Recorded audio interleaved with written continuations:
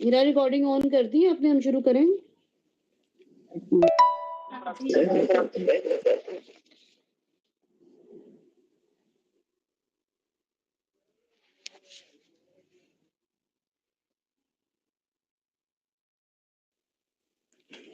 Hira ji recording on है हिरा, मैं शुरू करूं?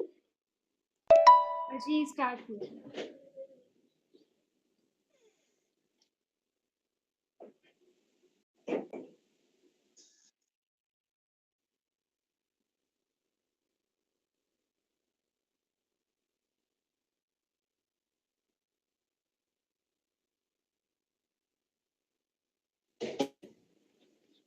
औज़ु बिल्लाहि मिनश शैतानिर रजीम, बिस्मिल्लाहिर रहमानिर रहीम, नहमदुहु व नुसल्ली अला रसूलिहिल करीम, अम्मा बाद।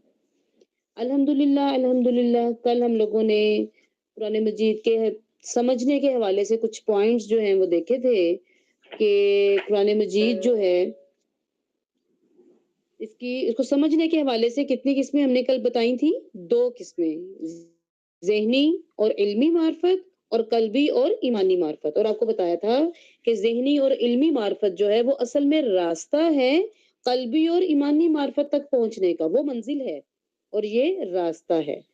तो फिर हमने कुरान को समझने का तरीका देखा था कि तरीका हम लोग कैसे देखेंगे कि इसको तफसीर के साथ देखेंगे, पढ़ेंगे, समझेंगे या उसूले तफसीर के साथ। तो हमने देखा कि तफसीर के साथ जाएंगे।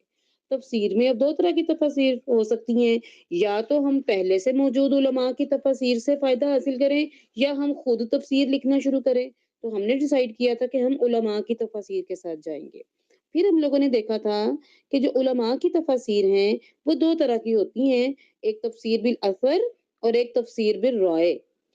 तो तफसीर बिल असर का आपको बताया था कि वो कुरान में सबसे पहले कुरान खुद ही अपनी आयात का मुफस्सिर है, तो सबसे पहले कुरान पाक की आयात का जो तफसीर है वो कुरान में दी जाती है, फिर सही अहादीस में ढूंढी जाती है और फिर इसी तरह स्टेप वाइज प्रोसेस चलता है। और तफसीर बिल राय जो है उसमें कि उसमें इंसान अपनी अकल से उसकी तफसीर करता है।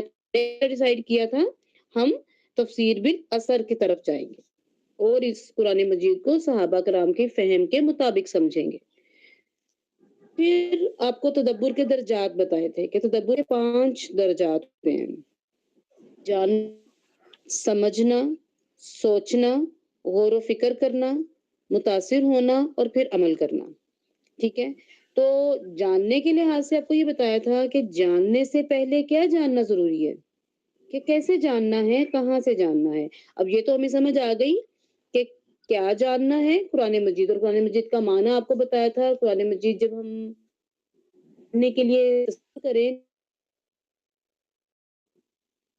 अल्लाह रब्बुल इज़्ज़त का वो जो एक अल्लाहु अकबर का तसव्वुर है ना, वो आपके ज़हन में आना चाहिए। अल्लाह रब्बुल इज़्ज़त का कलाम है और इस कलाम की निस्बत, और ये अल्लाह रब्बुल इज़्ज़त की भेजी गई किताब है। इस किताब की निस्बत, इस कलाम की निस्बत ऐसे ही समझें कि जैसे अल्लाह ताला की निस्बत अपनी पूरी मखलूक से है। जैसे अल्लाह ताला को पूरी मखलूक से कोई निस्बत नहीं है। ना हम अल्लाह ताला की ज़ात का इहाता कर सकते हैं, ना उसको पूरी तरह समझ सकते हैं। तो अल्लाह रब्बुल इज़्ज़त की कलाम और अल्लाह रब्बुल इज़्ज़त की किताब भी इसी तरह ही है। इसका हम पूरी तरह इहाता कर सकते हैं क्योंकि ये कुरान मौजज़ा है।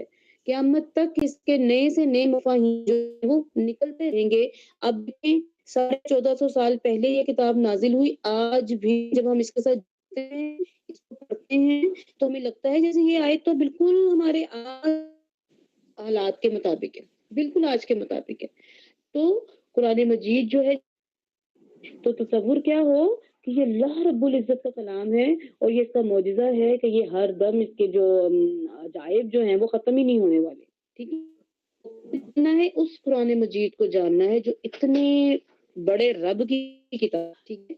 और कहाँ से जानना है, ये बहुत इम्पोर्टेंट चीज़ थी। ये हम लोगों ने कल डिसाइड किया था कि कहाँ है सहाबा कराम के फ़हम के मुताबिक हमने समझना है, क्योंकि सबसे पहले मुअल्लिम रसूल अकरम सल्लल्लाहु अलैहि वसल्लम और सबसे पहले सहाबा कराम थे। उन्होंने अपनी ज़िंदगियाँ इस्तेमाल करके जिसके मुताबिक तो चलते फिरते और फिर कैसे जानना है, पढ़ने से या सुनने से? जो देख नहीं सकते, जिनकी ज़ाहिरी सर की आँखें नहीं हैं, वो सुनने से देखेंगे। और इस तरीके से हमने जो है वो कल बात की थी। आज हमने सोचने के मज़ों पे बात की कि सोचने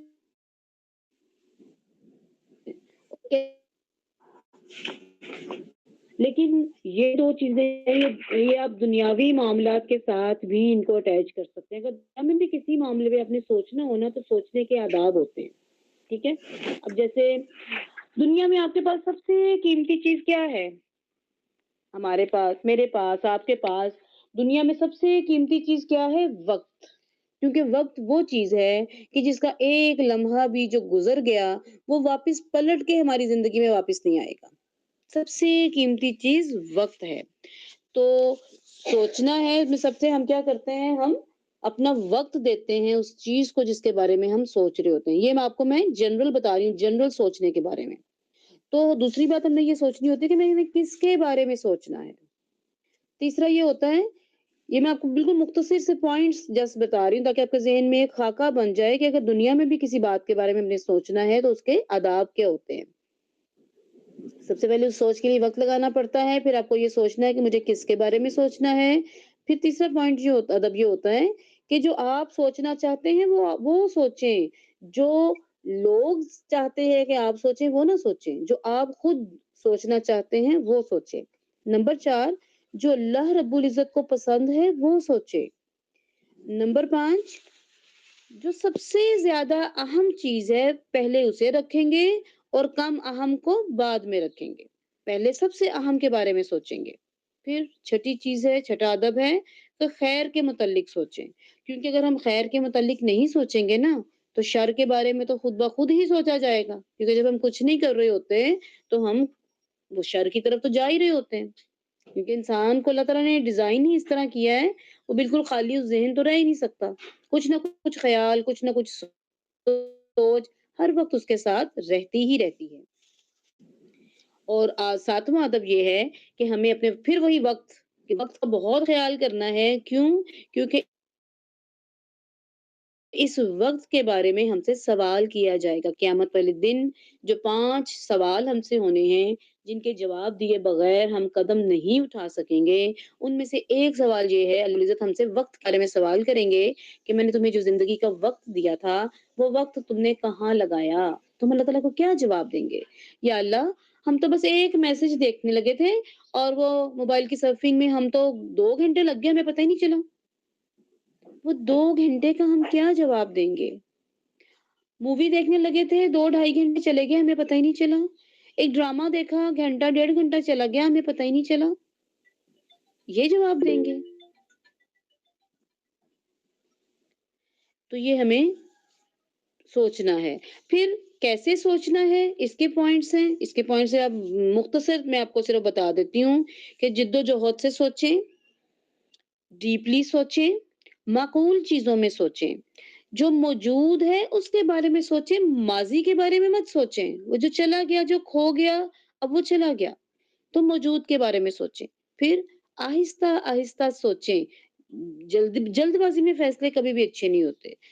नंबर 6, अच्छी नीयत से सोचें। दूसरों के लिए भी और अपने लिए भी नीयत हमेशा ख़ालिस रखें, अच्छी रखें। अल्लाह ताला आपकी सोचों में, आपके फ़ैसलों में बरकत देंगे।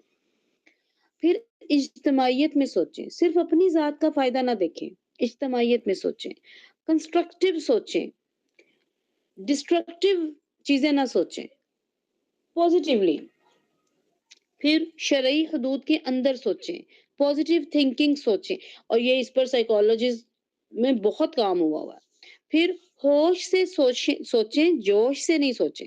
क्योंकि होश में इंसान जो है वो दूरअंदेशी के साथ फैसले करता है और जोश में इंसान वक़्ती उबाल के तहत फैसला कर लेता है और बाद में फिर उसको समझ नहीं आती कि मैं अब इस पे अमल कैसे करूँ?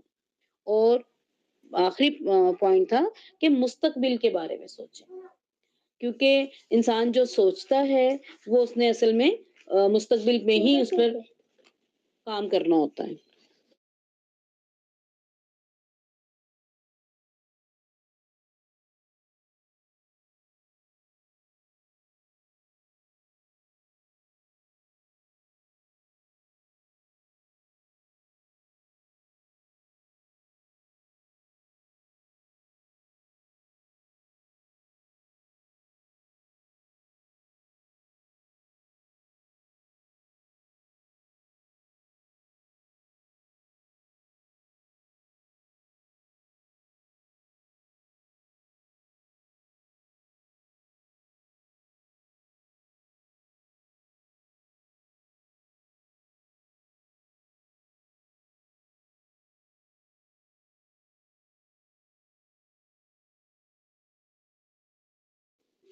जी, तो ये हमने 2 चीज़ें जो सोचने के 12 पॉइंट और सोचने के 7 आदाब, ये हमने दुनियावी लिहाज़ से देखे।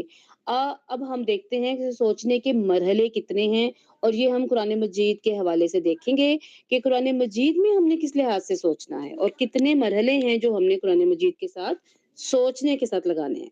तो सबसे पहली बात अगर हमने कुरान मजीद में गौर व फ़िक्र करना है, तो जो सबसे पहली चीज़ हमारे दिल में आनी चाहिए, वो है दिल के एहसास के साथ गौर व फ़िक्र करना।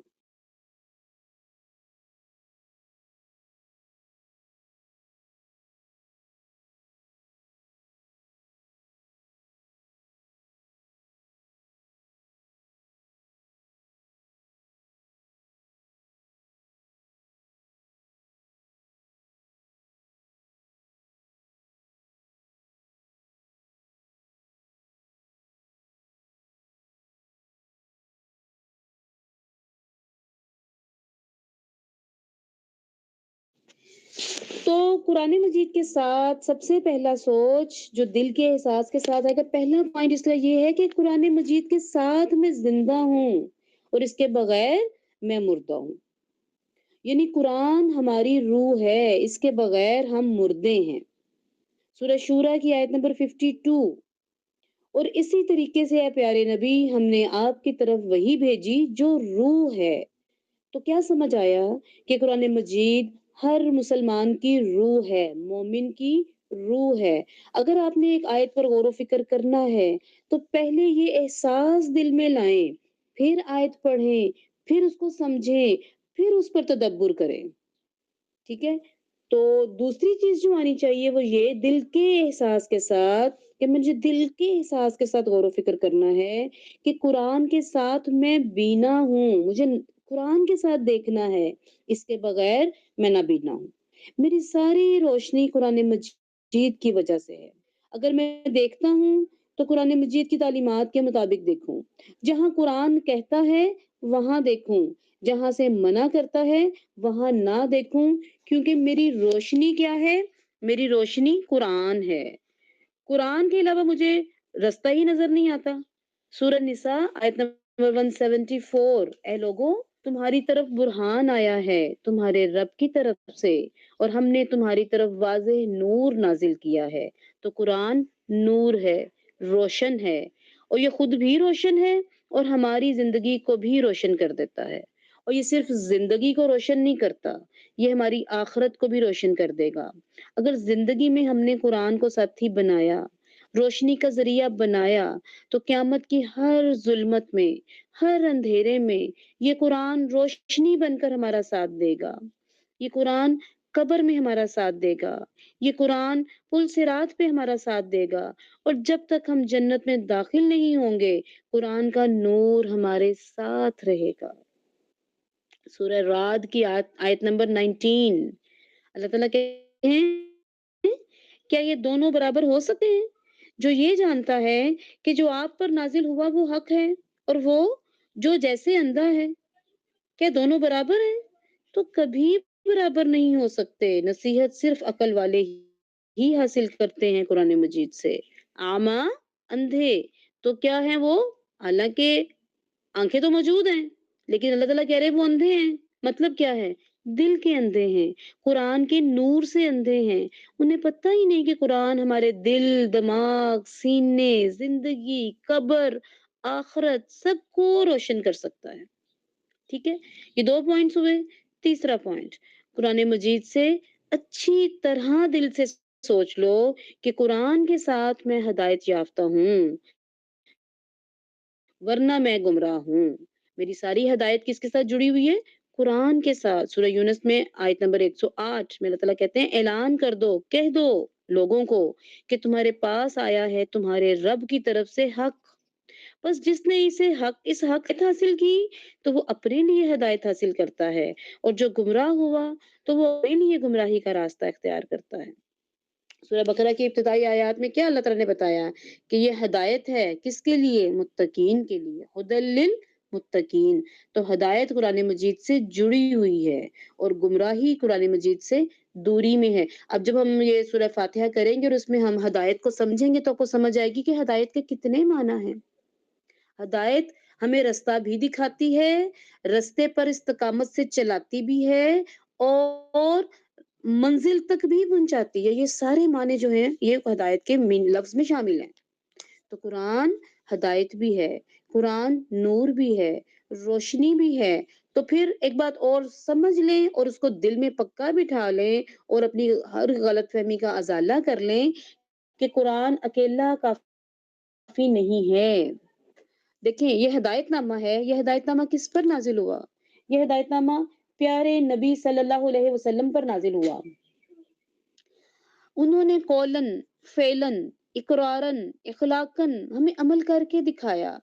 تو پیارے نبی صلی اللہ علیہ وسلم کے قول، فعل، اقرار اور اخلاق کو کیا کہتے ہیں؟ حدیث کہتے ہیں۔ تو قرآن کو حدیث کے بغیر سمجھ ہی نہیں سکتے، یہ ہمارا ایمان ہے۔ اور یہ تین احساس جو دل میں نہیں لاتا، ٹھیک ہے، تو وہ قرآن مجید کو اس محبت سے پکڑ نہیں سکتا، اس محبت سے سمجھ نہیں سکتا۔ سورہ مدثر کی آیت نمبر 49 اور 51 میں اللہ تعالیٰ فرماتے ہیں قرآن تو پورا نصیحت ہے نا۔ تو اللہ تعالیٰ کہتے ہیں تمہیں کیا ہو گیا ہے، نصیحت سے کیوں بھاگ رہے ہو جیسے گدھے دوڑتے ہیں۔ حمر وحشیہ وہاں پر لفظ آیا، جنگلی گدھے، یعنی مراد یہاں پر خصوصاً مشرکین ہیں اور عموماً ہر وہ شخص ہے جو قرآن سے دوڑتا ہے۔ ابو جہل کہتا تھا لوگوں کو کہ شور مچاؤ تاکہ لوگ جب بھی اللہ کے نبی قرآن پڑھنے لگے تو تم شور مچاؤ تاکہ کوئی ان کی بات سن نہ سکے۔ تو اللہ رب العزت نے نقشہ کھینچا ہے، تصویر دکھائی ہے ہمیں۔ یہ پالتو گدھے کی تصویر نہیں دکھائی، جنگلی گدھے۔ اور آپ اندازہ کر سکتے ہیں کہ جب کوئی جنگلی جانور اپنی جان بچانے کے لیے دوڑتا ہے تو وہ کیسے دوڑتا ہے، پوری محنت، پوری جدوجہد، پوری طاقت کے ساتھ دوڑتا ہے، ٹھیک ہے۔ تو مشرکین عرب پوری طاقت لگا دیتے تھے قرآن مجید سے بچنے کے لیے، دوری اختیار کرنے کے لیے۔ آج کتنے مسلمان ہیں جو قرآن پہ فکر سے دوڑتے ہیں، ان کے پاس وقت ہی نہیں ہے۔ کتنے دکھ کی بات ہے۔ ہم کتنے لوگوں کو کہتے ہیں قرآن کلاس میں آئیں، یہ کلاس لے لیں، وہ کلاس لے لیں، تو کیا جواب آتا ہے؟ ٹائم ہی نہیں ہے ہمارے پاس، صبح یہ کرنا ہے، دوپہر کو یہ کرنا ہے، شام کو یہ مصروفیت ہے، وقت ہی نہیں ہے۔ اور پھر جب مسائل میں گھرتے ہیں تو کہتے ہیں کہ اللہ سنتا ہی کیوں نہیں ہماری۔ تو آج ہم من حیث الامت ذلیل و خوار ہو گئے، ہر طرف سے ذلیل ہو گئے کیونکہ ہم نے قرآن کا احساس چھوڑ دیا۔ آیت میں آتا ہے قوم نے قرآن کو چھوڑ دیا، دور ہو گئے، تو کیا بنے گا ہمارا؟ کب گمراہ ہوئے؟ قرآن سے دوری اختیار کر کے۔ اور ہم ہدایت یافتہ کب ہوں گے؟ جب قرآن سے جڑیں گے۔ تو ہم ایمان لانے والے ہیں، وہ اللہ کے نبی صلی اللہ علیہ وسلم کے رشتے دار تھے لیکن ساری زندگی حالت جنگ رہی ان کے ساتھ، ٹھیک ہے۔ تو ایمان کے رشتے مضبوط ہوتے ہیں، خون کے رشتے کمزور پڑ گئے۔ ابو لہب کون تھا؟ سگا چچا تھا۔ سورہ لہب میں اسی کے بارے میں بدخبری دی گئی، سگا چچا تھا۔ اور کفر اور شرک کب غالب ہوتا ہے؟ جب ایمان کمزور ہوتا ہے، اور نفاق تب ابھرتا ہے جب ایمان مضبوط ہوتا ہے، ٹھیک ہے۔ تو اب ہمیں کیا سمجھ آئی کہ دل کے احساس کے ساتھ غور و فکر کرنا ہے۔ اس میں 3 پوائنٹس ہم نے دیکھے کہ قرآن کے ساتھ میں زندہ ہوں، قرآن کے ساتھ میں بینا ہوں، اور قرآن کے ساتھ ہی میں ہدایت پر ہوں۔ اگر قرآن نہیں ہے تو یہ کچھ بھی نہیں ہے۔ پھر اس کا سوچنے کا دوسرا مرحلہ، یہ پہلے مرحلے کے 3 پوائنٹ تھے، اب قرآن پر سوچنے کے دوسرے مرحلے کے پوائنٹس ہم دیکھتے ہیں کہ سب سے پہلے ہم نے یہ جاننا ہے کہ قرآن مجید کا مخاطب کون ہے۔ تو اس کا مخاطب میں ہوں، اس کا مخاطب آپ ہیں، اور اس کا خطاب میرے لیے ہے، آپ کے لیے ہے، اور خصوصاً ہم سب کے دل کے لیے ہے۔ سیدنا عبداللہ بن مسعود فرمایا کرتے تھے یا ایھا الذین آمنو، کہ جب یہ آئے تو کان کھول لو، دل کو متوجہ کر لو کہ یا تو خیر ہے جس کا حکم دیا جا رہا ہے یا شر ہے جس سے منع کیا جا رہا ہے۔ ہم تو جمعے کے خطبے میں بھی سو رہے ہوتے ہیں، نیند کے جھٹکے لے رہے ہوتے ہیں۔ ہم کب سوچتے ہیں کہ یہ ہم سے خطاب ہے؟ ہم خود کو مومن سمجھتے کب ہیں؟ ہم ہی مومن ہیں، ہم ہی سے اللہ تعالیٰ کا خطاب ہے، ہم سے گناہ ہوتے ہیں، لیکن یہ یاد رکھیں کہ کبیرہ گناہ کرنے سے بھی کوئی کافر نہیں ہوتا۔ اگر قرآن مجید کا کوئی امر ہے تو وہ میرے لیے ہے، وہ آپ کے لیے ہے، ہمارے لیے ہے، نواحی ہے تو وہ بھی میرے لیے ہے، آپ کے لیے ہے، ہم سب کے لیے ہے۔ تو قرآن مجید کے ساتھ، اس کے سمجھنے کے ساتھ دل کا تعلق بہت گہرا ہے۔ سورہ شعراء کی آیت نمبر 193 سے 195 پڑھ لیجئے گا۔ قرآن مجید کہاں نازل ہوا؟ دیکھیں سیدنا موسیٰ علیہ السلام پر جب تورات نازل ہوئی تو کس پر نازل ہوئی تھی؟ تختیوں پر نازل ہوئی تھی، ٹھیک ہے؟ 10 تختیاں تھیں، 10 کمانڈمنٹس تھیں۔ رسول اکرم صلی اللہ علیہ وسلم پر جب قرآن مجید نازل ہوا تو کس پر نازل ہوا؟ آپ کے قلب اطہر پر نازل ہوا، آپ کے دل پر نازل ہوا۔ جسم کے کس حصے پہ؟ آنکھوں پہ؟ نہیں۔ کانوں پہ؟ نہیں۔ ہاتھوں میں کسی اور چیز میں؟ نہیں، دل پہ۔ تو ابتدائی زمانے سے ہی قرآن مجید دل پہ نازل کیا گیا، دل پہ نازل کیا گیا، دل کے لیے نازل کیا گیا۔ کیوں؟ تاکہ آپ صلی اللہ علیہ وسلم ڈرانے والے بن جائیں۔ کس زبان میں نازل ہوا؟ عربی زبان میں۔ اور سب سے بہترین اور پاک دل پوری کائنات میں کس کا ہے؟ رسول اکرم صلی اللہ علیہ وسلم کا، اور پھر اس کے بعد ان کے صحابہ کرام کا۔ سب سے افضل، سب سے بلند، سب سے اکرم رسول اکرم صلی اللہ علیہ وسلم کا دل، جس پہ قرآن مجید نازل ہوا۔ تو اس فیلنگ کے ساتھ اس قرآن کو کھولنا ہے۔ اور آپ دیکھیں کہ قرآن مجید میں دل کا لفظ سب سے زیادہ استعمال ہوا، 40 جگہ سے زیادہ۔ ہر جگہ پہ دل دل دل، تقوی، خشوع، سلامتی، انابت، طہارت، جوڑنا، سکینت، غفلت، مہر، روب، ڈر، اندھا پن، تالے، تنگی، سختی، لہو و لعب، کفر، نفاق، غلو، ہر چیز کا تعلق دل سے۔ تو ہمیں یہ دل کا تعلق جو ہے وہ سمجھنا پڑے گا، اپنے دل کو ذرا ہلانا پڑے گا اس بار قرآن مجید کو سمجھنے کے لیے، تدبر کرنے کے لیے قرآن کو کیسے پڑھنا ہے، اس کے مختلف مرحلے ہیں، ٹھیک ہے؟ تو یہ ہم اس پر بات کر رہے تھے۔ پہلی بات کیا کی؟ دل کے احساس کے ساتھ غور و فکر کرنا ہے۔ اس میں 3 باتیں کیا تھیں کہ یہ روح ہے، یہ روشنی ہے، یہ ہدایت ہے۔ پھر دوسری بات ہم نے کیا سمجھی کہ قرآن مجید کا مخاطب میں اور میرا دل ہے۔ قرآن مجید رسول اکرم صلی اللہ علیہ وسلم کے دل پر نازل ہوا۔ پھر تیسری بات یہ سمجھیں کہ جو قرآن کا اثر ہے نا، وہ سب سے پہلے دل پر ہوتا ہے، باقی حصے بعد میں متاثر ہوتے ہیں۔ دل اگر متاثر نہیں ہوتا تو آنکھ میں کوئی نمی نہیں آتی، آپ کے رونگٹے کھڑے نہیں ہوتے۔ یہ ساری چیزیں کب ہوتی ہیں؟ جب دل میں اثر ہوتا ہے۔ سورہ قاف کی آیت نمبر 37، بے شک اس میں نصیحت ہے ان کے لیے جن کے سینے میں دل ہے یا وہ سنتے ہیں گواہی کے لیے۔ کیا ہم قرآن کو دل سے سنتے ہیں؟ ہم نے بھی تو گواہی دینی ہے، تو کیسے گواہی دیں گے؟ آپ کو پتا ہے نا اس حدیث کا کہ ہم نے آخرت پہ گواہی دینی ہے،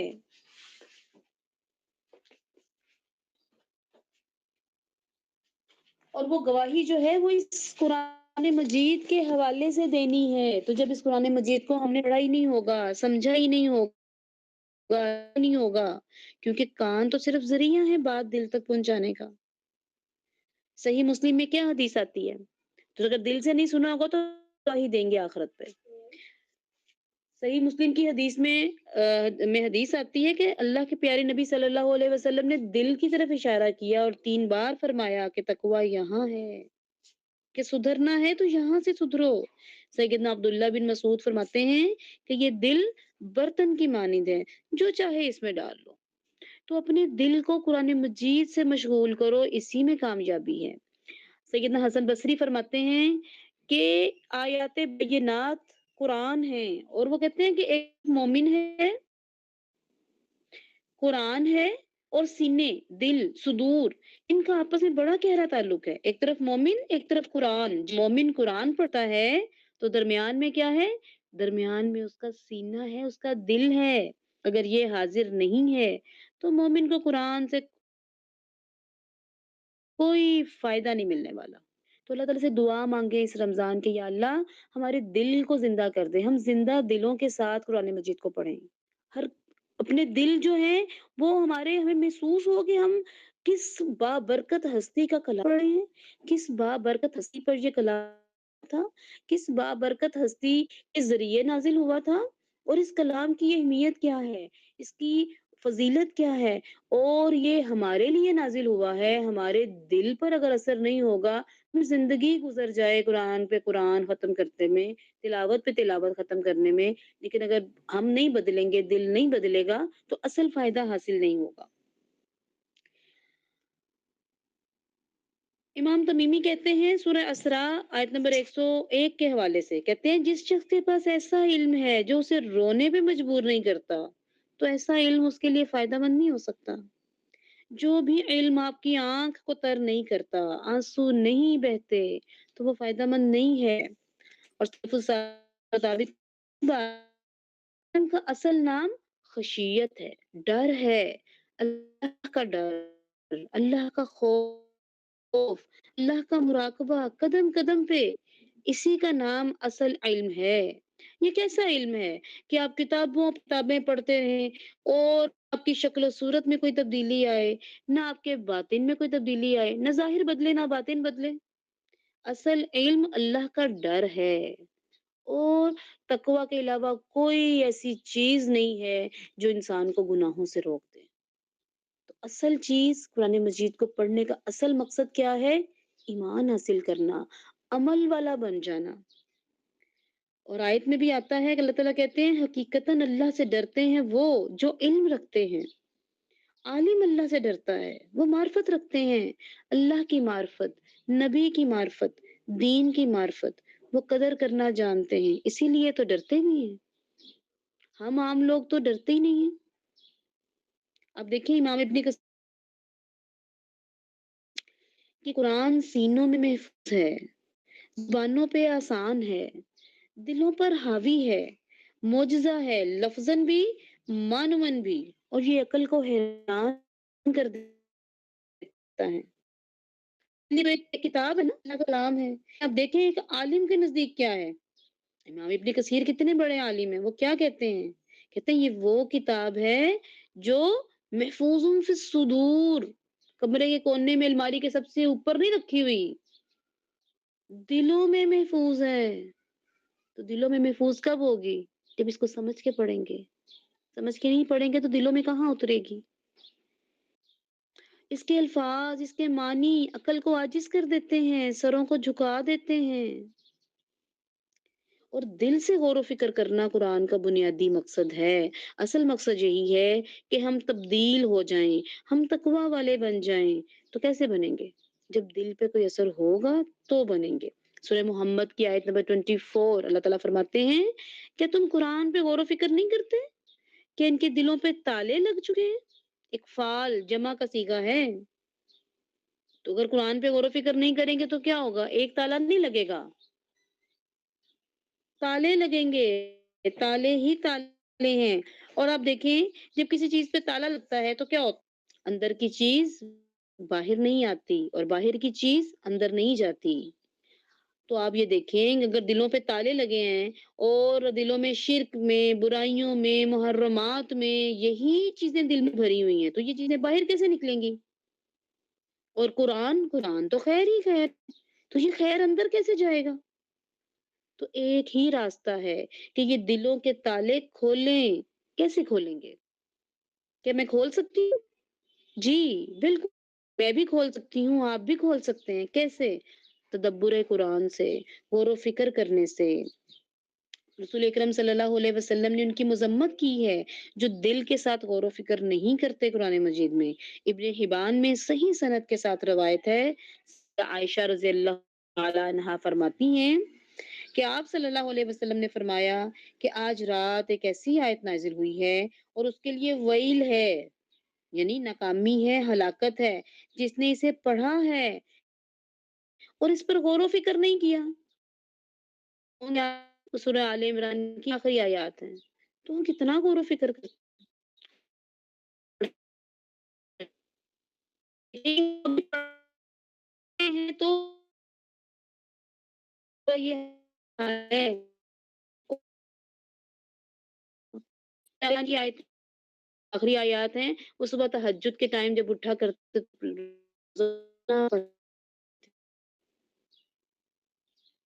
सैयदना अब्दुल्ला बिन मसूद फरमाते हैं, कुरान मजीद में बहुत सारे अजाइब हैं, जो अक्ल को हैरान कर देते हैं। तो जहाँ पर अजाइब मिले रुक जाओ। हम भी तो रुकते हैं, कहाँ रुकते हैं? रास्तों में, जहाँ हमें कोई अच्छी चीज़ लगे, तो रुकने की बुनियाद दिल है। देखा आँख ने, दिल को वो चीज़ अच्छी लगी, आग ने पाँव को हुक्म दिया ब्रेक लगाओ, रुको, गौर से देखो और फिर हाथ से हमने मोबाइल से तस्वीर बना ली। होता है ना? जो चीज़ हमें अच्छी लगती है, हम सबसे पहले उसकी तस्वीर बना लेते हैं। तो कुरान में हम कदम-कदम पे रुक जाएँ अगर दिल से पढ़ें। सहाबा कराम को इसीलिए दुनिया अच्छी नहीं लगती थी, क्योंकि उनके दिल कुरान से जुड़ गए हुए थे। इससे बाहर दिल ही नहीं लगता था उनका। हम कितना रुकते हैं कुरान में? कुरान पढ़ते हुए रुकेंगे कब? जब दिल पे असर होगा और दिल पे असर कब होगा? जब गौर-व-फ़िक्र करेंगे। तो वो फरमाते हैं कि कुरान में जहाँ अच्छी बात देखो, दिल खुश हो, हैरान हो, ताज्जुब करो तो रुक जाओ। अच्छा रुक जाओ तो रुक के फिर क्या करो? आगे वो कहते हैं वहर्रिकुल कुलूब, अपने दिल को हिला दो, धड़का दो ज़रा, दिल हिलना चाहिए। और अगली बात वो कहते हैं कि किसी को ये फ़िक्र ना लगी रहे कि सूरत कब ख़त्म होगी। ये किसका कौल सुना रही हूँ? सैयदना अब्दुल्ला बिन मसूद, सहाबी रसूल। ये उस ज़माने की है और लगता क्या है कि ये बात हमारे लिए है। मेरे लिए पारा कब खत्म हो रहा है? खत्म ही खत्म करते हैं। काश एक बार कुरान के खत्म करने के साथ हम अपने अंदर की कोई एक बुराई भी खत्म करते। अपनी ज़िंदगी में से कोई एक अल्लाह की मना करदा चीज़ चीज़ को भी खत्म कर देते। अगर हम ऐसा करते हैं तो अल्हम्दुलिल्लाह, फिर हमारी ज़िंदगियाँ बदल रही हैं और अगर नहीं करते तो अस्तगफिरुल्लाह, कोई बात नहीं। मोमिन कभी मायूस नहीं होता। अभी से अज़्म करें कि आगे इंशाअल्लाह करेंगे। इमाम अल-हजूरी कहते हैं कुरान मजीद से थोड़ा-सा पैगाम ले लेना और उस पर गौर-व-फ़िक्र करना मेरे लिए ज़्यादा बेहतर है, इससे कि मैं गौर-व-फ़िक्र के बगैर ज़्यादा कुरान पढ़ूँ। और हम आज किस पे हमारा फ़ोकस होता है? ज़्यादा कुरान पढ़ने पे। हम तो अपने बच्चे को हिफ्ज़ पे डालते हैं ना, दुनिया की तालीम अगर दिलाते हैं तो वो मैट्रिक 10 साल में करता है, हम कहते हैं कोई बात नहीं। बीएस 4 साल में करता है तो हमें पता है कि ठीक है जी, ये 4 साल में हो रहा है। और किसी बच्चे को हिफ्ज़ पे डालते हैं तो हम क़ारी साहब को क्या कहते हैं? जी ये और बड़े काम है, बस ये 1 साल में इसको हिफ्ज़ करवा दें। हमें बड़ी जल्दी होती है कुरान के साथ। तो कुरान मजीद का ज़ाहिर भी इसी बात पे दलालत करता है। हदीस से भी हमें यही बात मिलती है। सहाबा कराम के अक़वाल से भी यही पैगाम मिलता है कि थोड़ा पढ़ो, लेकिन गौर-व-फ़िक्र के साथ पढ़ो। आज मैं अपना तज्ज़िया करती हूँ, आप अपनी-अपनी जगह पे अपना तज्ज़िया करें कि मेरा ताल्लुक कुरान मजीद के साथ कैसा है? हमने सलफ़ु सालिहीन की मिसाल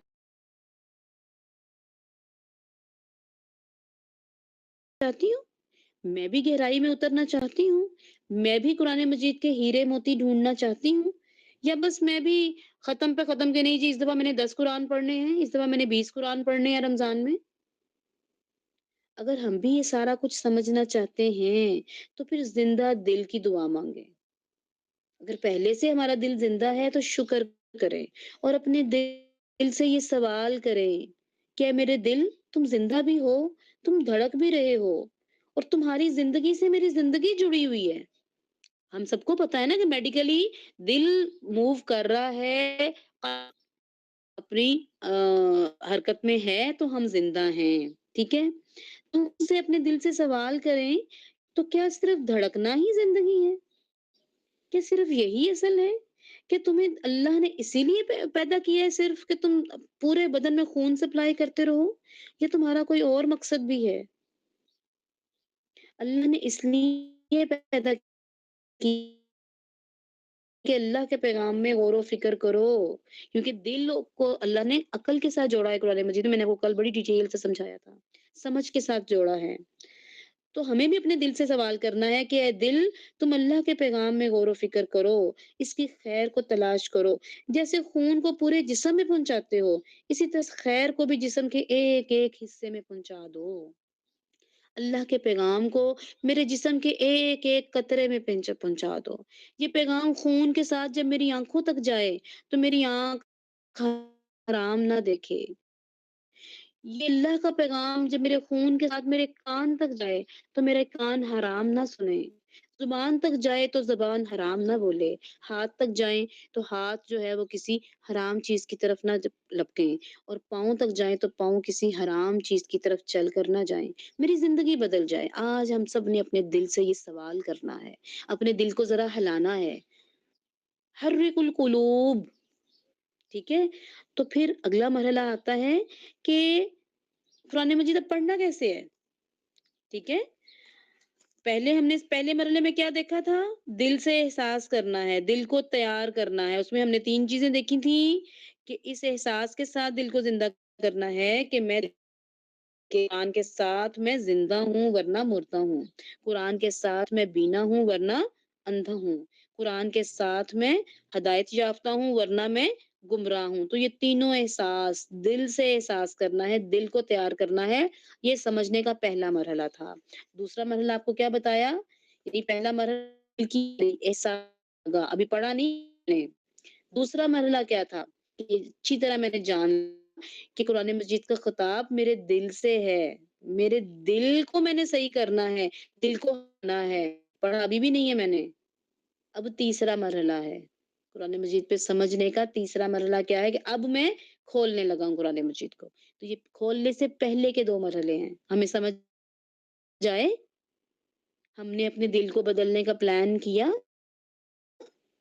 اللہ تعالیٰ ہم سب کو توفیق دے کہ ہم قرآن مجید کے ساتھ اپنے دل کو بدلنے کا پلان کریں۔ تیسرا مرحلہ ہے کہ اب میں قرآن مجید کو کھولنے لگا ہوں۔ اب پڑھنا کیسے ہے؟ سورہ قیامہ میں آیت نمبر 16 سے 19 تک آتا ہے، طریقہ بتایا اللہ رب العزت نے۔ پیارے نبی صلی اللہ علیہ وسلم پر جب وحی نازل ہوتی تھی تو آپ سیدنا جبریل علیہ السلام کے ساتھ ساتھ پڑھا کرتے تھے۔ اللہ تعالیٰ نے وحی اتار دی، لا تحرک بہ لسانہ، اپنی زبان کو جلدی سے حرکت نہ دیں، یعنی جلدی سے قرآن مجید نہیں پڑھنا، قرآن پڑھنا ہے لیکن جلدی نہیں کرنی۔ سورۃ الاسراء کی آیت نمبر 106۔ اور قرآن کو ہم نے الگ الگ آہستہ آہستہ بیان کیا ہے تاکہ جب لوگوں کو قرآن سنائیں تو اسی طرح آہستہ آہستہ سنائیں۔ سورہ مزمل آیت نمبر 4 کیا آتا ہے؟ وَرَتِّلِ الْقُرْآنَ تَرْتِيلًا۔ تو سیدنا عبداللہ بن عباس فرماتے ہیں کہ یوں پڑھیں کہ 2 آیتیں 3 بار پڑھیں، جلدی نہ کریں، ٹھہر ٹھہر کر پڑھیں۔ امام مجاہد بھی کہتے ہیں صحابہ کرام 3 4 یا 5 کرتے تھے، غور و فکر کرتے تھے، اس کے حلال اور حرام کو پہچانتے تھے، جب اسے خود اچھی طرح سیکھ لیتے تھے، اس پر عمل کرتے تھے، دوسروں کو سکھاتے تھے، پھر اگلی آیات لیتے تھے۔ یہ وہ صحابہ کرام ہیں جو اہل زبان تھے، جن کی زبان میں قرآن نازل ہوا۔ ہمیں تو قرآن کی زبان ہی سمجھ نہیں آتی اور ہمیں پھر بھی جلدی ہوتی ہے۔ صحیح بخاری میں سیدنا انس بتاتے ہیں کہ رسول اکرم صلی اللہ علیہ وسلم قرآن کو کیسے پڑھتے تھے؟ مد کیا کرتے تھے، لمبا۔ سیدہ ام سلمہ بتاتی ہیں، ابو داؤد ترمذی کی روایت ہے کہ ایک ایک حرف کی سمجھ آتی تھی جب آپ صلی اللہ علیہ وسلم تلاوت کرتے تھے۔ امام قتادہ فرماتے ہیں آپ صلی اللہ علیہ وسلم کی عام قرات مد کے ساتھ ہوتی تھی، یعنی لمبی لمبی، لفظ کو لمبا کرتے تھے۔ سیدنا عبداللہ بن عباس کے ساتھ ایک اسکالر بتاتے ہیں کہ میں ان کے ساتھ سفر میں تھا۔ سیدنا عبداللہ بن عباس مفسر قرآن کہتے ہیں ان کے ساتھ سفر میں تھا، وہ آدھی رات کا قیام کرتے تھے، ایک ایک لفظ الگ الگ مد کے ساتھ پڑھتے تھے، ایک ایک لفظ کی سمجھ آتی تھی، اور پھر ان کا رونا بڑھتا ہی جاتا تھا۔ جیسے جیسے انہیں سمجھ آتی تھی پڑھتے رہتے تھے اور روتے رہتے تھے، یہاں تک کہ ان کے رونے کی آواز ساتھ والا بھی سن لیتا تھا۔ ان کے سینے سے رونے کی آواز آتی تھی، ان کی سانس بھی سنائی دیتی تھی دوسرے کو۔ اور سیدنا عبداللہ بن عباس کے بارے میں آتا ہے کہ قرآن پڑھ کے وہ اتنا روتے تھے کہ ان کے گالوں میں گہرے گڑھے پڑ گئے تھے، جیسے 2 گہری لائنیں نہیں ہوتی، رونے سے اتنے آنسو نکلتے تھے، یا اللہ ہم کیسے مسلمان ہیں؟ وہ بھی مسلمان تھے، ہم بھی مسلمان ہیں، ہمیں بھی ایمان کا دعویٰ ہے، ہم کیسے مسلمان ہیں؟ ہم پورا قرآن پڑھتے ہیں، کتنی بار پڑھتے ہیں، ایک آنسو بھی نہیں نکلتا، یا اللہ ہمارا دل کیوں نہیں بدلتا؟ اب اگلی بات بڑی پیاری بات ہے، امام اسحاق، یہ بات سنیں اور دل میں بٹھائیں۔ امام اسحاق فرماتے ہیں، میں نے بہت سے لوگوں کو قرآن پڑھتے دیکھا، لیکن ایک شخص کو ایسا ڈر کے ساتھ پڑھتے دیکھا جیسا کسی کو نہیں دیکھا۔ وہ کون ہے؟ وہ فضیل بن عیاض ہیں۔ فضیل بن عیاض کی قرات کے بارے میں بات کرتے ہیں۔ فضیل بن عیاض یاد آئے؟ کل میں نے کہا تھا ان کو یاد رکھیے گا، ان کے بارے میں بھی آگے بھی بات ہوگی۔ کل میں نے بتایا جی تھا نا جو اپنے وقت کے بہت بڑے امام بن گئے تھے، ایک آیت نے ان کا دل بدل دیا تھا۔ چور تھے، ڈکیت تھے، چوری کرنے ہی آئے تھے، نقب لگانے آئے تھے، ایک آیت سنی، اللہ نے دل بدلا دیا۔ ہم پورا قرآن سنتے ہیں، دل نہیں بدلتا۔ دعا مانگے میرے لیے بھی، اپنے لیے بھی، یا اللہ ہمارا دل بدل دے، اس دل کو قرآن کے ساتھ جوڑ دے۔ اچھا اب وہ کیا کہتے ہیں، امام اسحاق کی بات کر رہی ہوں، وہ بتاتے ہیں کہ سیدنا فضیل بن عیاض کیسے قرات کرتے تھے؟ چار چیزیں یاد رکھیے گا۔ غم کے ساتھ، نمبر 1 غم کے ساتھ، نمبر 2 چاہت کے ساتھ، نمبر 3 آہستگی کے ساتھ، نمبر 4 آہستگی کے ساتھ قرات کرتے جیسے کسی کے ساتھ گفتگو کر رہے ہیں۔ چار چیزیں کیا بتائیں؟ غم، چاہت، آہستگی اور گفتگو کا لہجہ۔ اچھا غم کیوں؟ خوشی کیوں نہیں؟ خوشی سے کیوں نہیں قرآن پڑھتے تھے؟ غم سے کیوں پڑھتے تھے؟ کچھ سمجھ میں آتا ہے؟ غم سے انسان کا دل نرم ہوتا ہے۔ جو مسکینی اور فقیری اور ذلت میں انسان کی حالت ہوتی ہے نا، وہ دل کی نرمی کی حالت ہوتی ہے، اور خوشی میں تو انسان کا دل سخت ہوتا ہے۔ تو وہ غم کی کیفیت کے ساتھ، غم کے ساتھ قرآن پڑھتے تھے، چاہت کے ساتھ پڑھتے تھے۔ کیا چاہت ہوتی تھی؟ یا اللہ ہمارے دلوں میں بھی وہ چاہت جگا دے کہ یہ میرے رب کا کلام ہے، رب کی معرفت تھی، جس نبی نے یہ کلام پہنچایا تھا اس نبی کی معرفت تھی، اور اس کلام کی بھی معرفت تھی کہ یہ کلام کتنی فضیلت والی کلام ہے، یہ کتاب کتنی فضیلت والی کتاب ہے جس کو پڑھنے جا رہا ہوں۔ تو چاہت کے ساتھ پڑھتے تھے، یا اللہ ہمیں بھی پورا سال چاہت کے ساتھ قرآن بنا دے۔ پھر آہستگی کے ساتھ پڑھتے تھے۔ غور و فکر کرنے کے لیے نا خاموشی ضروری ہوتی ہے، دل میں بات اترنے کے لیے خاموشی، آہستہ پن، سکون ضروری ہوتا ہے۔ پھر گفتگو کرتے ہوئے غور و فکر کرتے تھے، اللہ سے باتیں کرتے تھے۔ تو ہمیں بھی چاہیے کہ فضیل بن عیاض کا طریقہ یاد رکھیں، یہ چار باتیں یاد رکھیں، یا اللہ ہمیں بھی ویسا قرآن پڑھنے کی توفیق دے دے۔ اچھا جی، اب دل کا احساس بھی جگا لیا، اچھی طرح سے جان بھی لیا کہ کیسے کیا ہمارے دل سے مخاطب ہے، طریقہ بھی پتہ چل گیا کہ پڑھنا کیسے ہے۔ اب چوتھا مرحلہ ہے، ہم غور و فکر کی بات کر رہے ہیں نا سمجھنے کے لیے، تو یہ چوتھا مرحلہ ہے کہ قرآن مجید پر غور و فکر کرنے کے لیے ہمیں شروع کہاں سے کرنا ہے؟ تو بنیادی طور پر یہ بات یاد رکھیں، قرآن مجید میں 2 قسم کی آیات ہیں، ایک آیات الایمان ہے اور دوسری آیات الاحکام ہے۔ آیات الایمان میں کیا ہوتا ہے؟ ان میں عقیدہ ہے، ایمان ہے، منہج ہے، اور آیات الاحکام میں کیا ہوتا ہے؟ عبادات اور معاملات ہیں سارے۔ تو یہ پوری شریعت ہے، پورا دین ہے ہمارا۔ ہمارے دین کے 3 حصے ہیں نا، آپ سب کو پتہ ہی ہوگا کہ سب سے پہلے عقائد، پھر عبادات اور پھر معاملات۔ دین انہی 3 چیزوں کا مجموعہ ہے۔ سب سے پہلے عقائد کہ دین کا معنی کیا ہے، ارکان اسلام کون سے ہیں، کلمہ توحید کا کیا معنی ہے، اس کے ارکان کیا ہیں، شرائط کیا ہیں، لوازمات کیا ہیں، محمد الرسول اللہ کا حق کیا ہے، کیسے یہ حق دینا ہے، ایمانیات کیا ہیں، اصول ایمان کیا ہیں۔ عبادات، دوسری چیز عبادات، نماز، روزہ، زکوٰۃ، حج اور ان کا طریقہ۔ پھر معاملات، شادی، طلاق، تجارت، وراثت، ان سب کے معاملات، تو یہ ساری پوری شریعت ہے، اور قرآن میں 2 طرح کی آیات ہیں، ٹھیک ہے؟ یہ بات کہاں سے آئی؟ سیدنا حذیفہ رضی اللہ تعالیٰ عنہ بیان کرتے ہیں کہ رسول اکرم صلی اللہ علیہ وسلم نے فرمایا کہ امانت مردوں کے دلوں پر نازل ہوئی، پھر قرآن مجید نازل ہوا، تو قرآن مجید سے اس نے علم سیکھا پھر سنت پر عمل کیا، متفق علیہ حدیث ہے۔ ابن تیمیہ فرماتے ہیں کہ اس حدیث کے متعلق کہ اس میں جو امانت ہے نا وہ ایمان ہے۔ اللہ نے ایمان کو لوگوں کے دلوں میں نازل کیا ہے قرآن مجید کے ساتھ۔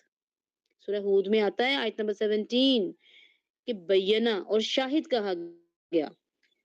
تو بینہ سے مطلب ہے ایمان اور شاہد سے مطلب ہے قرآن۔ کھول کے دیکھیے گا یہ آیات۔ پھر قرآن مجید میں آتے ہیں نور علی نور، تو یہ دو نوروں کی بات کی گئی، یہ بھی آیت دیکھیے گا کہ دو نوروں کی بات کی گئی۔ تو اسکالرز کہتے ہیں کہ پہلا نور نور ایمان ہے اور دوسرا نور نور قرآن ہے۔ تو کیا پتہ چلا کہ ایمان ہی اصل مقصد اور منزل ہے جس کے لیے قرآن مجید کو اتارا گیا، اصل بنیاد ہے جس کو زیادہ مضبوط کرنے کے لیے قرآن مجید اتارا گیا۔ امام صدی جو ہے وہ تابعین میں سے ہیں، وہ نور علی نور کے بارے میں یہی فرماتے ہیں کہ نور الایمان اور نور القرآن جب یہ دونوں ملتے ہیں تو فوز العظیم آتا ہے، تو کامیابی ملتی ہے۔ جب یہ دونوں نور جمع ہوتے ہیں تو کامیابی ملتی ہے۔ تو قرآن اور ایمان ایک ہی چیز ہے، الگ الگ چیزیں نہیں ہیں۔ اسی لیے قرآن میں ایمان کی آیات مقدم ہیں، احکام کی آیات بعد میں ہیں۔ پہلے انسان بنیاد کی طرف جاتا ہے اور وہ آیات الایمان ہے۔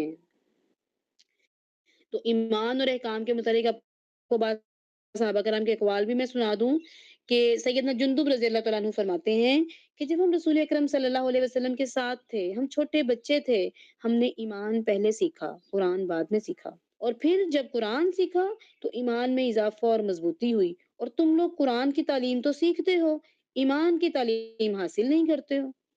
یہ سیدنا جندب ہیں، کس کو کہہ رہے ہیں؟ اپنے شاگردوں کو۔ شاگرد کون ہوں گے؟ تابعی جو بہترین زمانے میں تھے۔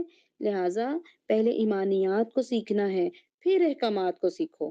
تم لوگ پہلے فقہی معاملہ سیکھتے ہو اور ایمانیات کو چھوڑ دیتے ہو، تو یہ ترتیب درست نہیں ہے۔ پہلے ایمانیات پھر احکامات۔ آپ دیکھ لیں پریکٹیکلی کیا ہوا، مکے کے 13 سال احکام آئے تھے۔ اللہ تعالیٰ کو پہلے دن جب غار ہرا میں وحی اتری تھی، اللہ رب العزت کو پہلے دن پتا تھا کہ میں نے شراب منع کرنی ہے، زنا منع کرنا ہے، پردے کے احکامات اتارنے ہیں۔ اگر یہ سارے احکامات اسی دن پہلے دن نازل ہو جاتے تو اس معاشرے کے لوگ عمل کرتے۔ کیا خیال ہے آپ کا؟ مکے کے 13 سال کیا ہوا؟ ایمانیات پر بات ہوئی، ایمانیات کی آیات اتری، ایمانیات کو، عقیدے کو مضبوط کیا گیا۔ تو پہلے آیات الایمان، توحید، رسالت، آخرت، جنت، دوزخ، انبیاء، فرشتے، کتابیں، ہر وہ بات جس کا تعلق عقیدے سے ہے۔ تو اب سمجھ میں آ گیا کہ ہم نے شروع کہاں سے کرنا ہے؟ جب تدبر کرنا ہے، غور و فکر کرنا ہے تو قرآن مجید میں ایمانیات سے شروع کرنا ہے۔ اچھا لیکن ایمانیات سے پھر کہاں سے شروع کریں؟ آیات الایمان تو پورے قرآن مجید میں ہیں۔ تو اب 5واں مرحلہ دیکھیں کہ آیات الایمان پر غور و فکر کیسے اور کہاں سے شروع کرنا ہے۔ تو اس کے بھی دو طریقے ہیں، اس کے بھی دو طریقے ہیں۔ قرآن مجید میں آیات الایمان جو ہیں وہ بھی دو طرح سے ہیں، ٹھیک ہے؟ ان کو کہا جاتا ہے آیات مریہ یا آیات کونیہ۔ نمبر 1 آیات مریہ یا آیات کونیہ۔ سورج کو دیکھا تو دل دھڑکا، چاند کو دیکھا تو دل دھڑکا، رات کو دیکھا، صبح کو دیکھا تو دل دھڑکا، ستاروں کو چمکتے دیکھا، زمین کو ہموار دیکھا تو دل دھڑکا، آسمان کی وسعت دیکھی تو دل دھڑکا، سمندر کو دیکھا تو بھی ہمارا دل دھڑکا۔ دیکھیں مومن اور کافر سب دیکھتے ہیں نا ان سب چیزوں کو، یہ آیات کونیہ ہیں، اللہ تعالیٰ کی نشانیاں ہیں۔ آیت کیسے کہتے ہیں؟ نشانی کو۔ تو کافر بھی، مومن بھی دیکھتا ہے لیکن کافر کو کوئی فرق نہیں پڑتا، لیکن جب مومن دیکھتا ہے تو اس کا دل اور طرح سے دھڑکتا ہے کہ اللہ ان سب چیزوں کا بھی رب ہے، اللہ میرا بھی رب ہے، وہ ان چیزوں کو پکڑ سکتا ہے، اتنے بڑے سورج کو گرہن لگا سکتا ہے، تو غلطی کرنے پر میرا کیا حشر کرے گا؟ سوچے ذرا، تصور کریں۔ آیات کونیہ کو دیکھ کر دل دھڑکتا ہے، ڈرتا ہے۔ آیات کونیہ دو قسم کی ہیں۔ نمبر 1 جو پوری مخلوقات میں ہیں، جو انسان کو حیران کر دیتی ہیں، جیسے ابھی میں نے کتنی مثالیں بتائیں، سورج، چاند، صبح، شام، ستارے، زمین، پودوں کا نکلنا، بارش کا ہونا، پھلوں کا نکلنا، پھولوں کا نکلنا، زمین سے سارا کچھ نباتات کا اگنا، یہ سب آیات، یہ پوری مخلوقات کی آیات کونیہ، ٹھیک ہے؟ یہ کائنات کی تخلیق پوری کی پوری، اور دوسری انسانی جسم کے اندر کی نشانیاں، اس کی تخلیق، اس کے اندر کے نظام، ایٹ اے ٹائم کتنے نظام چل رہے ہیں ہمارے اندر، ٹھیک ہے؟ اور اللہ رب العزت نے یہ سارے نظام اپنے ہاتھ میں رکھے ہوئے ہیں. اگر ہمیں یہ نظام خود چلانے پڑتے ہیں کہ ابھی ذرا یہ دل کو چلا لوں، یہ اپنے لنگس کو چلا لوں، یہ اپنے دماغ کو چلا لوں، یہ خون کی گردش صحیح کر لوں، تو آپ تصور کر سکتے ہیں یہ اپنے جسم کے اندر کے سارے نظام ہم ایٹ اے ٹائم ہم خود چلا رہے ہوتے تو ہم تو کچھ بھی نہ اور کر پاتے. یعنی ہم نے ایک لقمہ کھایا ہے، اس میں سے آئرن کدھر گیا، اس کی نیوٹریشنز کدھر گئیں، اور اس میں سے جو بھوسا ہے وہ کدھر گیا، اور وہ معدے میں اس نے کیسے کام کرنا ہے، انتڑیوں میں کیسے کام کرنا ہے، خون میں کہاں جا کے کیا چیز ملنی ہے، آئرن نے کہاں جانا ہے، میگنیشیم نے کہاں جانا ہے، یہ ساری چیزیں اگر ہمیں خود سے کرنی پڑتی، کر پاتے؟ ہم تو کچھ بھی نہ اور کر پاتے. اور ساتھ ساتھ لنگس کو بھی ٹھیک رکھنا ہے، باقی چیزوں کو بھی ٹھیک رکھنا ہے، کیسے کرتے؟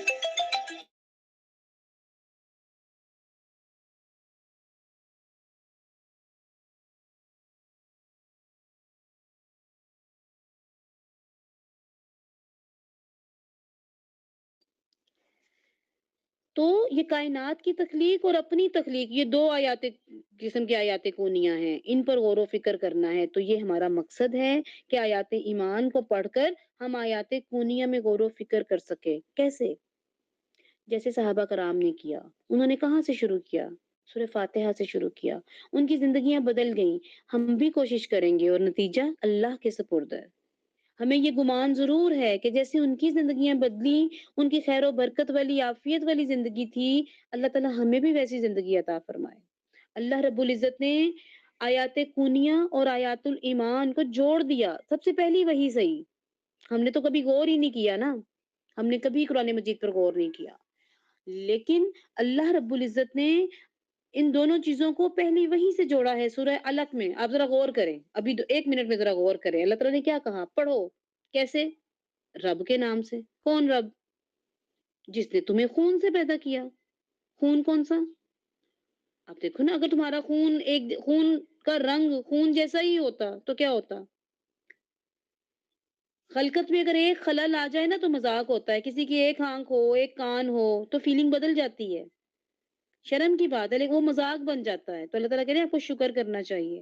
پہلے آیات کونیہ ہیں، رب کریم ہے، پھر رب کو جاننا بھی ضروری ہے. ایمانیات کا پہلا سٹیپ، پہلی وحی میں آغاز میں اللہ تعالیٰ نے بتا دیا رب کی معرفت. ارکان ایمان کا پہلا رکن ہے رب کی معرفت. اور آیات کونیہ میں دیکھو اور اپنے رب کو پہچانو، یہ پہلی وحی کا پیغام ہے. توحید کا پیغام ہے سب سے پہلے کہ توحید کو جانو سب سے پہلے. تو آیات کونیہ جب آئیں تو غور و فکر ضرور کرنا ہے. کہاں؟ اچھا شروع کہاں سے کریں گے؟ ہم تو شروع سے پڑھتے آ رہے ہیں نا قرآن مجید کو، تو ہمیں تو کچھ بھی نہیں بدلتا، ہمارے اندر تو کوئی تبدیلی نہیں آتی. تو اب ذرا سٹائل بدل کے دیکھنا ہے، اب ذرا ترتیب بدل کے دیکھنی ہے. تدبر کے لیے پڑھنا ہے. آیات الایمان سے شروع کریں گے. سورۃ المفصل کہا جاتا ہے. یہ سورہ قاف سے سورہ ناس تک ہوتی ہیں. ان میں زیادہ ذکر ہے سورۃ آیات الایمان کا. سیدہ عائشہ فرماتی ہیں قرآن میں سب سے پہلے سورۃ المفصل نازل ہوئی، جن میں جنت اور دوزخ کا ذکر ہے. جب لوگوں نے ان کو سمجھا پھر حلال و حرام کی آیات نازل ہوئیں. یعنی پہلے ایمانیات پھر حلال و حرام. سیدنا سعید بن جبیر فرماتے ہیں کہ جنہیں تم لوگ مفصل کہتے ہو اصل میں وہ محکم ہیں. اور سیدنا عبداللہ بن عباس فرماتے ہیں، ایک تابعی کی روایت ہے، ایک تابعی کہتے ہیں کہ میں نے عبداللہ بن عباس کہ میں نے، یعنی انہوں نے عبداللہ بن عباس نے کہا کہ میں نے، یعنی عبداللہ بن عباس نے رسول اللہ صلی اللہ علیہ وسلم کی زندگی میں محکم آیات کو جمع کیا. تو سیدنا سعید نے پوچھا کہ قرآن میں سے محکم ہے کیا؟ تو سیدنا عباس نے فرمایا کہ محکم وہ ہے جسے تم مفصل کہتے ہو. اور ہم آیات المفصل کون سی ہیں؟ سورہ قاف سے سورہ ناس تک. تو اب سمجھ آئی آپ کو کہ قرآن مجید کے تدبر کے جو درجات ہیں. ہم نے تیسرے پر آج بات کی غور و فکر کرنے پر، ٹھیک ہے؟ تو پہلا تھا جاننا، پھر ہے سمجھنا، پھر ہے غور و فکر کرنا، پھر ہے دل پر اثر ہونا، اور پھر ہے عمل کرنا. عمل کب کریں گے؟ جب اثر ہوگا، جب دل پر اثر ہوگا. دل پر اثر کب ہوگا؟ جب غور و فکر کریں گے. غور و فکر کب کریں گے؟ جب سمجھیں گے. اور سمجھیں گے کب؟ جب جانیں گے. تو یہ آپس میں یہ 5 کے 5 سٹیپ جو ہیں قرآن مجید پر تدبر کرنے کے، یہ سب جڑے ہوئے ہیں۔ کیوں ضروری ہے یہ ترتیب؟ کیونکہ دیکھیں ایک وقت میں تو ویسے بھی قرآن مجید کو سمجھنا مشکل ہے نا۔ اللہ تعالیٰ نے کہا کہ یہ قولاً ثقیلا ہے، اور ترتیب نزولی سے پڑھنے سے دل میں مضبوطی آتی ہے، ثابت قدمی پیدا ہوتی ہے، اس ترتیب سے دل مطمئن ہوتا ہے۔ حلال و حرام سے پہلے ایمانیات سے مضبوط ہونے سے ہوتا کیا ہے؟ جب ایمان مضبوط ہوتا ہے نا تو پھر حلال اور حرام پر عمل آسان لگتا ہے، ورنہ بوجھ لگتا ہے۔ تو تدریج سے آسانی ہوتی ہے۔ سیدہ عائشہ والی حدیث میں ابھی آپ کو سنا تھا، اس میں آگے یہی ہے کہ اگر سب سے پہلے یہ اسلام کے قریب جو ہے، جب لوگوں نے کہ دل مضبوط ہوئے، ایمان مضبوط ہوا، پھر حلال اور حرام کے احکام نازل ہوئے۔ اگر سب سے پہلے یہ نازل ہوتا کہ شراب نہ پیو، تو لوگ یوں کہتے کہ ہم شراب تو نہیں چھوڑیں گے، اور اگر یہ نازل ہوتا کہ تم زنا نہ کرو، تو لوگ یہ کہتے کہ ہم زنا نہیں چھوڑ سکتے۔ جب یہ صورتیں نازل ہوئیں تو آپ صلی اللہ علیہ وسلم مکہ میں تھے، اور میں چھوٹی بچی تھی، کھلونوں سے کھیلتی تھی، اور جب سورہ بقرہ اور نساء نازل ہوئیں تو میں مدینہ میں تھی اور آپ صلی اللہ علیہ وسلم کی بیوی بن چکی تھی۔ تو سمجھ کے آیا کہ جب ایمان مضبوط ہوتا ہے تب حلال و حرام پر عمل جو ہے وہ آسان ہو جاتا ہے۔ تو اسی ترتیب سے انشاءاللہ ہمارا ایمان بھی صحابہ کرام کی طرح اور سلف الصالحین کی طرح مضبوط ہوگا۔ یہ ترتیب اس لیے ضروری ہے۔ تو صحابہ کرام بھی اپنے بچوں کو بھی سکھانے کے لیے، اپنے شاگردوں کو سکھانے کے لیے اسی ترتیب سے شروع کیا کرتے تھے۔ وہ محکم آیات سے شروع کرتے تھے، ٹھیک ہے۔ ترتیب نزولی کیا تھی؟ سورہ علق، پھر سورۃ المدثر، پھر سورۃ المزمل، پھر سورہ قلم، پھر ضحیٰ، پھر لہب، اس طرح مختلف صورتیں جو ہیں وہ نازل ہوئیں۔ اچھا جی، تو غور و فکر کرنے کا میں نے آپ کو بتایا تھا کہ 6 مرحلے ہیں، یہ ہم نے 5 مرحلوں پر بات کر لی۔ اب چھٹا مرحلہ کیا ہے؟ چھٹا مرحلہ یہ ہے کہ غور و فکر کرنے کا طریقہ کیا ہونا چاہیے، قرآن مجید پر غور و فکر کرنے کا طریقہ کیا ہونا چاہیے۔ تو یہ تقریباً اسکالرز نے 10 طریقے بتائے ہیں۔ پہلا طریقہ یہ ہے کہ سب سے پہلے بنیادی پیغام کو جانیں، ایک ایک سورت سے پیغام لیں۔ ہر سورت میں، ہر آیت میں کوئی نہ کوئی پیغام ضرور ہوتا ہے، اور بعض دفعہ ایک ایک آیت میں 8 10 10 پیغام ہوتے ہیں۔ اگر ہم یہ کہیں کہ پورے قرآن مجید کا بنیادی ایک پیغام بتائیں، آپ میں سے کوئی مجھے بتائے گا؟ ہم میں سے ماشاءاللہ ہم سب مسلمان ہیں، زندگیاں گزر گئی قرآن مجید کو پڑھتے ہوئے، تو ذرا سوچیں قرآن مجید کا بنیادی پیغام، پورے قرآن مجید کا ہے کسی کے ذہن میں؟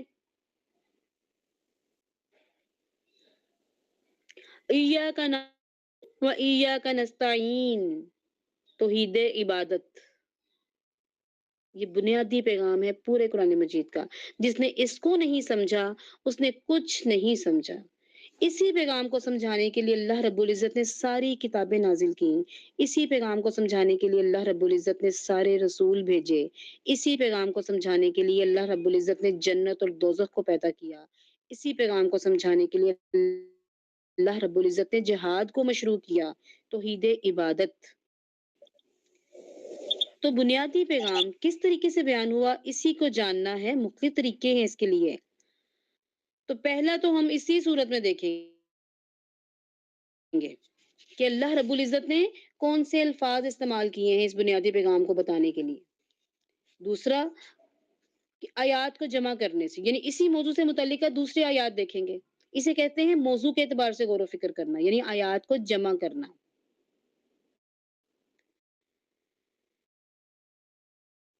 پھر ایک لیں گے اور باقی کے پیغام بھی لیں گے اس آیت سے، پھر ان سارے پیغامات کو جمع کریں گے، اور آخر میں اگر کہا کہ بشر ہیں تو ہم ساری آیات نکال لیں گے۔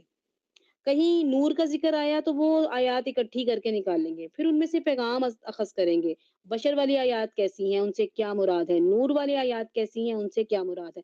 آخر پہ جب غور و فکر کریں گے تو پتہ چلے گا، نتیجہ سامنے آئے گا۔ پھر ہم احادیث رسول اور آثار صحابہ سے اس بنیادی پیغام کو مضبوط کرنا ہے۔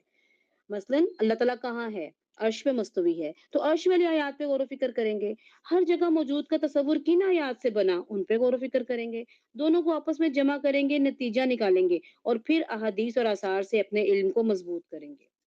پھر تیسرا یہ ہوتا ہے کہ الفاظوں پر غور کرتے ہیں، یہ الفاظ کیوں استعمال ہوئے، اس کے پیچھے کیا حکمت ہے اور یہی لفظ کیوں اللہ رب العزت نے استعمال کیا، ایک ایک لفظ میں حکمت ہے۔ اب دیکھیں الحمد کا لفظ کیوں آیا، اللہ تبارک نے الحمد کا لفظ کیوں چنا؟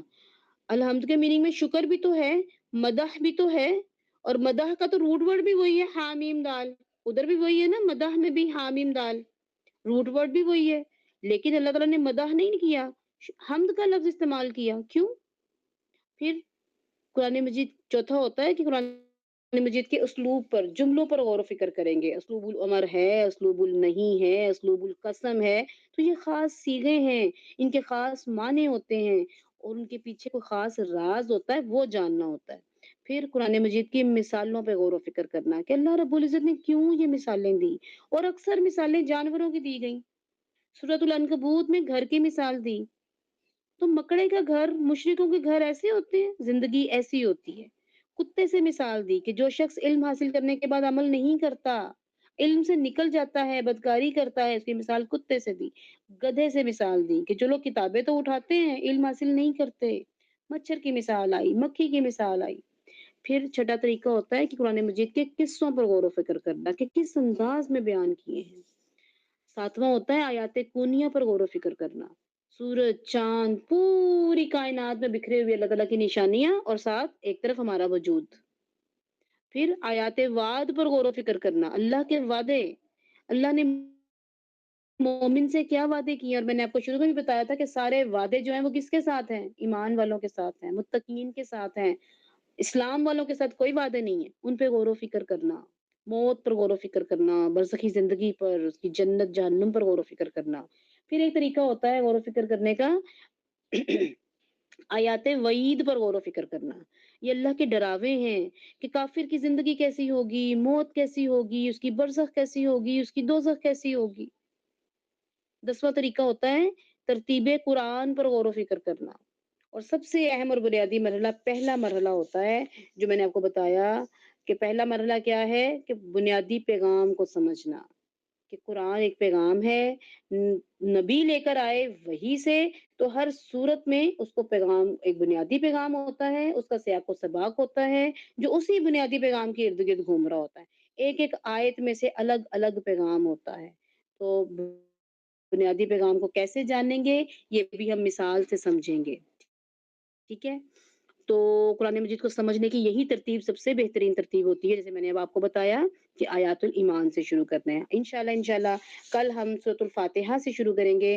آج ہم اس کے بنیادی پیغام کے حوالے سے بس ایک 2 منٹ کی مثال آپ سمجھ لیں کہ اگر ہم سورۃ فاتحہ اور اس کا بنیادی پیغام کو جاننا چاہیں، یہ میں نے جیسے آپ کو اتنی مثالیں دی کہ ہر صورت کا ایک بنیادی پیغام ہوتا ہے، ایک مثال سے سمجھ لیں، پھر ہم اپنی آج کی بات کو ختم کرتے ہیں اور کل سے انشاءاللہ سورۃ الفاتحہ سے شروع کریں گے اپنی دورہ قرآن۔ اچھا، سورہ فاتحہ کو لیا، اس کا بنیادی پیغام کیا ہے، پوری سورت کس چیز کے ارد گرد گھوم رہی ہے، پڑھ لیں ذرا۔ اعوذ باللہ من الشیطان الرجیم، بسم اللہ الرحمن الرحیم، الحمد للہ رب العالمین، الرحمن الرحیم، مالک یوم الدین، ایاک نعبد و ایاک نستعین، اہدنا الصراط المستقیم، صراط الذین انعمت علیہم غیر المغضوب علیہم ولا الضالین۔ تو ترجمے سے بنیادی پیغام کی طرف جائیں ذرا۔ پہلے کیا ہے، حمد و ثنا سے آغاز ہے، یہ بھی تو پیغام ہے نا، اور اینڈ کیا ہے، دعا پہ اختتام کیا۔ تو صرف پہلی آیت میں نا 10 سے بھی زیادہ پیغام ہے، لیکن بنیادی پیغام وہ ہوتا ہے جو آیت یا سورت کا وہ حصہ ہوتا ہے کہ جس کو نکال دیں تو پوری آیت یا سورت بے معنی ہو جاتی ہے۔ تو آغاز کس پہ کیا، حمد و ثنا سے، اختتام کس میں کیا، دعا پہ، اور درمیان میں کیا ہے، درمیان میں ایک وعدہ ہے، درمیان میں وعدہ ہے۔ حمد و ثنا کس کے لیے ہے، دعا کے آداب میں سے ہے، تو بنیادی پیغام درمیان میں ہے، اور درمیان میں کیا ہے، ایاک نعبد و ایاک نستعین، تو یہ اصل پیغام ہے کہ اللہ صرف تیری ہی عبادت کریں گے، تجھی سے مدد مانگیں گے، یہ ہمارا وعدہ ہے۔ اور حمد و ثنا کیوں کی، اس لیے کہ اس وعدے تک پہنچے. وعدہ کون کرتا ہے؟ کب کرتا ہے؟ کسی کی تعریف کریں گے تو وہ قریب آئے گا نا، اور قریب آئے گا تو وعدہ کریں گے نا ہم. تو پہلے ہم نے اللہ کو قریب کیا وعدہ کرنے کے لیے، پھر جو اپنی طلب ہے وہ بیان کی. تو پہلا پیغام ہے توحید عبادت، دوسرا پیغام ہے دعا، اور درمیان میں کیا ہے؟ ایک وعدہ. سمجھ آئی بات کی؟ تو الحمدللہ ہمارا ٹائم بھی مکمل ہو گیا اور ہماری آج کی بات بھی مکمل ہو گئی ہے. تو یقین ہے کہ اللہ آپ کو قرآن مجید کے ساتھ تعلق بنانے کے لیے یہ باتیں آپ کے دل میں ضرور اتری ہوں گی. نہیں اتری ایک بار پھر سنیے گا اور اللہ رب العزت سے دعا کیجیے گا اپنے لیے بھی اور میرے لیے بھی، تاکہ اللہ تعالیٰ ہمیں اس رمضان قرآن مجید سے جوڑ دے، ہم قرآن مجید کو سمجھنے والے بن جائیں، ہم اپنے دل کو ہلانے والے بن جائیں. قرآن مجید کی آیات کے ساتھ ہمارا دل بھی دھڑکے جیسے صحابہ کرام کا دل دھڑکا کرتا تھا. جی کسی کا کوئی کوشچن تو نہیں ہے؟